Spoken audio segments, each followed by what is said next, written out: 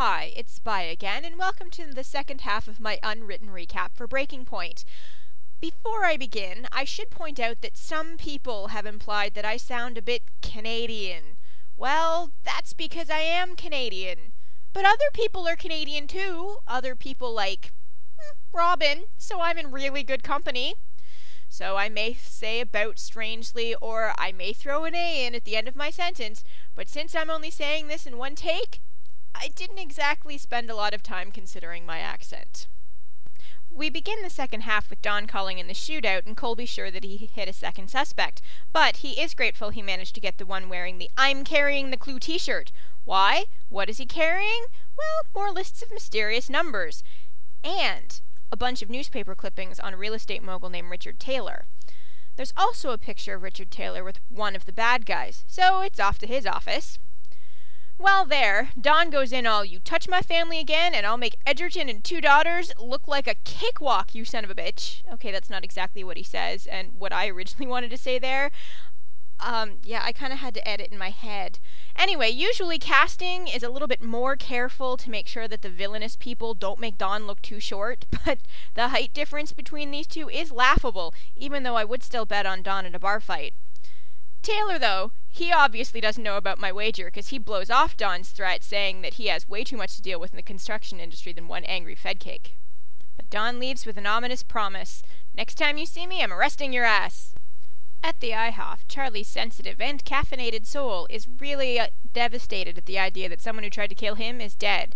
But Colby's all, "I had to shoot him because he was going to shoot me," and, well, it makes me think, usually we'd expect Don to kill anyone who attempted to kill Charlie. I guess the writers didn't read the sign. Since Megan's not there, it falls to David, the chill one, and my pal to whom I've dedicated my birthday from here to all eternity, to tell Don that perhaps threatening Taylor wasn't really the best plan. So we get a whole bunch of exposition about the nefarious deeds that Stringbean Taylor is up to, and essentially, it's a scam involving terrorizing poor people and waiting for the zoning commission to vote to let him do it. That's pretty much all I've got there. But at the moment, there's no proof, and even Charlie is drawing a blank. In the math garage, Charlie's enlisted Larry's help and is still drawing a blank. But Colby's putting the pressure on, and now Amita's there, and then Ray shows up with panels for Alan, and Charlie takes that opportunity to escape. At the IHOP, more David exposition, yay! And the dead dude, that's David's phrase by the way, not mine, is Randall Platt, and Platt's brother-in-law Sonny drives his silver pickup. And now, woot! Riot gear! Don and David arrest Sonny at his apartment, but the other guy Colby shot is now ready for a guest shot on another CBS Friday night show. At La Maison Depps, Alan's still making the best use of a location shoot by insisting he doesn't want Ray's panels on his roof. Colby doesn't want to save the Earth right now, he wants to save his crush, by which Charlie responds with a meltdown equal to the one he had in Uncertainty Principle. David and Don interview Sonny at the IHOP, but Sonny says nothing till the death penalty's brought up, and then he's all, "Whoa, Bonnie's not dead! But she will be unless you release me to feed her," and my suspension of disbelief is totally stretched. Turns out, Taylor only wanted to get rid of her to get the vote from the zoning commission, and then he was going to let her go. Yeah, right. Anyway, you can tell how thrown off Don was by the whole Charlie being in danger thing, as not only does he go back to Taylor's office without an arrest warrant, but he also gives away all the information they have on the case, and Taylor actually doesn't look that stressed out. Meanwhile, Colby's taken Charlie to an empty parking lot in a hill overlooking Los Angeles. And I'm not saying anything. Colby goes on to tell Charlie how when he was stuck on that freighter being tortured by Batman, he always knew that the team was going to come save him, even though they thought he was a spy.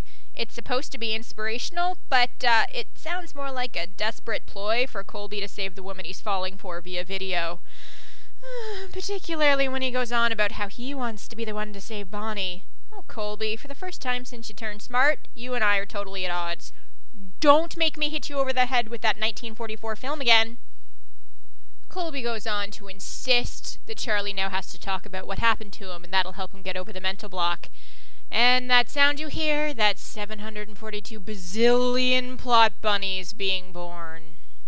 After Charlie finally talks about how scared he was, his mental block is done, as shown by a montage of him and Colby figuring everything out. Not like that. The solution? Real estate. Taylor was sinking all the property values. Real estate. No shit, Sherlock. But at least we get a pretty cool audience vision involving boys. Now Rosencrantz and Guildenstern just have to figure out where Bonnie's being kept, and they learn that there's 3 properties not involved in the scam, so she's probably kept in one of them. So the pair make their way to an old abandoned house, where Colby gets completely frustrated when they can't find her, as shown by Colby's anger punctuated with flashes of Bonnie, which is really getting annoying symbolically. At the last second, Colby hears a thumping noise and they find Bonnie in the basement. After Colby unties her, he tries to help her stand up, and she refuses and walks out on her own steam. Ouch! I'm sure what she meant to say was thank you, David tells his partner. Now how much was really packed into that statement? Let's take a look at the subtext. Now Don gets to keep his promise to Taylor as he goes and arrests him, but the height difference is still laughable. At La Maison Depps, Ray is still trying to convince Alan about the solar panels on the roof. Why isn't anyone pointing out it's Charlie's house? We find out the real reason for Alan's reticence. It's sentimental issues. Don and Alan put up the roof. Essentially, too many things are changing too quickly for Alan's comfort about the house he loves. The voice of reason is Larry? Okay. He says that Charlie's just trying to make sure the house sticks around for another 100 years, and Ray chimes in that function and beauty is what craftsman architecture is all about. Alan finally acquiesces, acknowledging that it is Charlie's house. Charlie is rebuilding the koi pond, but has difficulty carrying just one of the large rocks. Is it bad that I laughed at Charlie's total wussiness and that he needs Don to help? Yeah, well, Don then goes on to tell his brother that Taylor's locked up and Charlie's relieved because he can drive again. And Don sheepishly tries to give Charlie a way out of working with him again.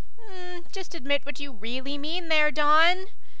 Charlie, of course, does understand what Don's really trying to say, but, you know, if there's ever an equation to be solved, Charlie's their guy.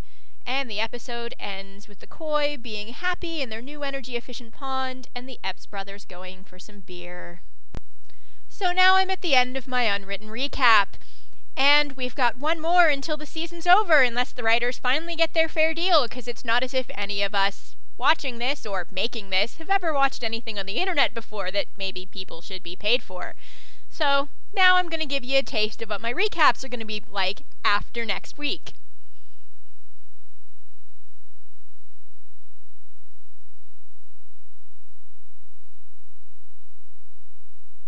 Yeah, not overly exciting. Can I have my show back, please?